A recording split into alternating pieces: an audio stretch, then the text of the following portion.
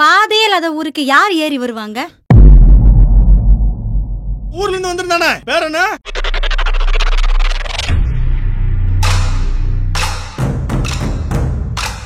கீழே வாழ்றதுக்கு பொழப்பில்லாம தான் இங்க தேடி வந்தோம். இது சுத்தி மலைதான், உள்ள 8 ஊர் இருக்கு. ஏங்க நிறைய வீடு பூட்டி இருக்கு?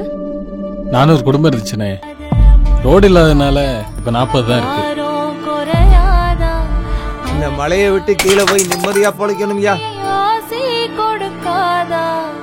உங்க ஊருக்கு ரோடு போட அரசாங்கம் தயாரா இருக்கு. பாதி ஊரை காலி பண்ண மாதிரி மொத்த ஊரையும் காலி பண்ணிட்டீங்கன்னா. தம்பி யாரு? நம்ம வெள்ளக்குதிரை கதிரேச. உங்க தாத்தா கிட்ட நிறைய தங்க காசு இருந்துச்சு. எங்க தாத்தா மறைச்சு வச்ச தங்கத்தை தேடுங்க. எனக்கு ரொம்ப பயமா இருக்குங்க. அது பண்ண மாட்டேங்க. அவன் செத்துட்டானாப்பா? போலீஸ் நம்மள எப்படியும் தேடி வராதா? யாரா நீ? இங்க என்ன பண்ணிட்டு இருக்க? அவங்க இங்க வரணும்.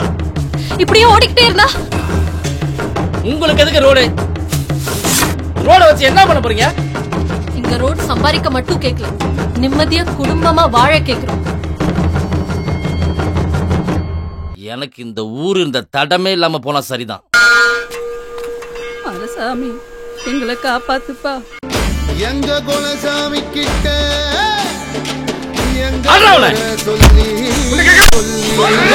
கூடவே இருந்துகிட்டே உத்தரவு வருமன்னு